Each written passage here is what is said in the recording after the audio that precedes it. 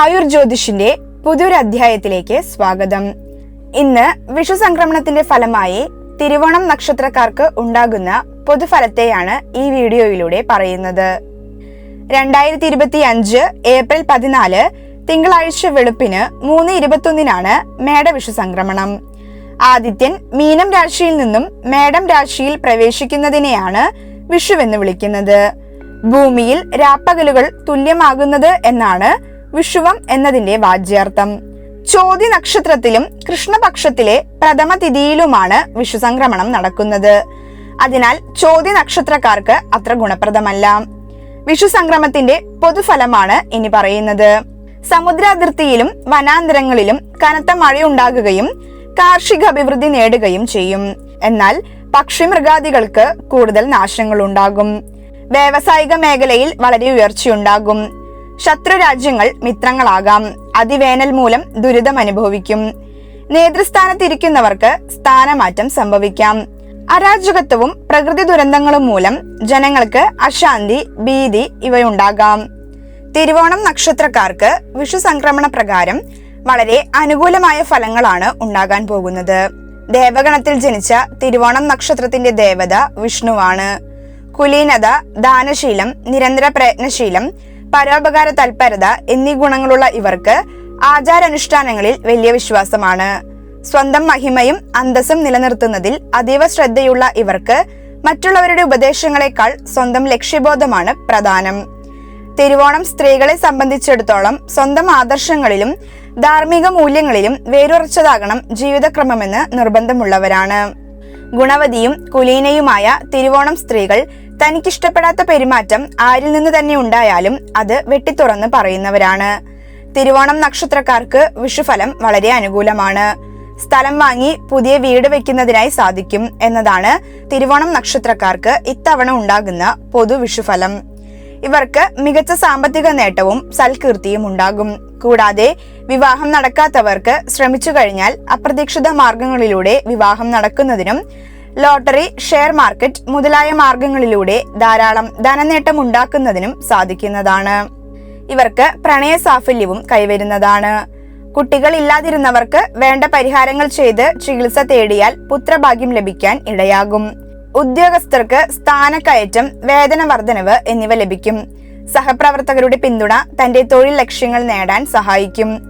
ചെയ്യുന്ന ജോലിയിൽ മികച്ച വരുമാനം ലഭിക്കുകയും തനിക്കിഷ്ടപ്പെട്ട സ്ഥലത്തേക്ക് ജോലി മാറ്റം ലഭിക്കുന്നതിന് ഇടയാകുകയും ചെയ്യും.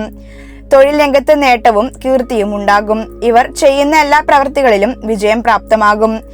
ജോലി സ്ഥലത്ത് പ്രമോഷൻ, ശമ്പള വർധനവ് മുതലായവ ലഭിക്കുന്നതിന് ഇടയാകും.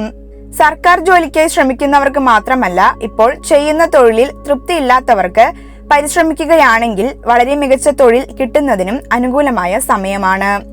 ഇവർക്ക് വിദേശ വ്യാപാരത്തിന് അനുമതി കിട്ടുന്നതാണ്. ഉദ്യോഗസ്ഥർക്ക് നാട്ടിലേക്ക് സ്ഥലം മാറ്റം ലഭിക്കുന്നതായിരിക്കും. കരാർ ജോലികൾ, ഫ്രാഞ്ചൈസികൾ, പാർട്ട് ടൈം ജോലികൾ എന്നിവയിൽ നിന്നും ആദായം വന്നു ചേരുന്നതാണ്. പ്രതികൂല ഘടകങ്ങളെ സമർത്ഥമായി പ്രതിരോധിച്ചു മുന്നേറും. ആഡംബര വസ്തുക്കൾ വാങ്ങുന്നതിനും വീട് മോടി പിടിപ്പിക്കുന്നതിനും പുതിയ വസ്ത്രങ്ങൾ വാങ്ങുന്നതിനുമെല്ലാം അവസരം ഉണ്ടാകുന്നതാണ്. ഇവർക്ക് പുതിയ വീട് വാങ്ങുന്നതിനോ അതല്ലെങ്കിൽ വീട് പണിയുന്നതിനോ ഉള്ള തീരുമാനങ്ങൾ എടുക്കുന്നതിന് സാധിക്കും. എല്ലാ തരത്തിലും കുടുംബത്തിൽ പുരോഗതി കൈവരുന്നതാണ്.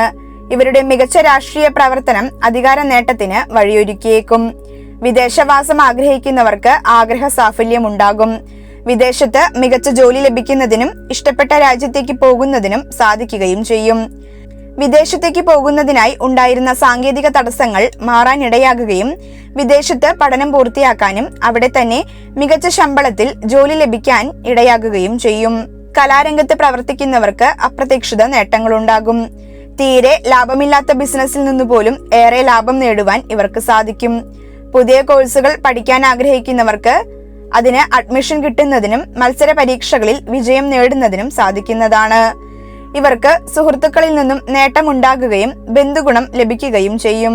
സ്ഥലം വാങ്ങുന്നതിനും വീട് പണിയുന്നതിനും ബന്ധുക്കളുടെയും സുഹൃത്തുക്കളുടെയും സഹായം ലഭിക്കുകയും ചെയ്യും. തിരുവോണം നക്ഷത്രക്കാർക്ക് പ്രത്യേകിച്ചും ധനപരമായി മികച്ച നേട്ടം ഉണ്ടാക്കാൻ സാധിക്കും. ഒന്നിലധികം വരുമാന മാർഗങ്ങൾ കണ്ടെത്തുന്നതിനും ലോട്ടറി മുതലായ അപ്രതീക്ഷിത മാർഗങ്ങളിലൂടെ വരുമാന നേട്ടം നേടാനും ഇവർക്ക് സാധിക്കും.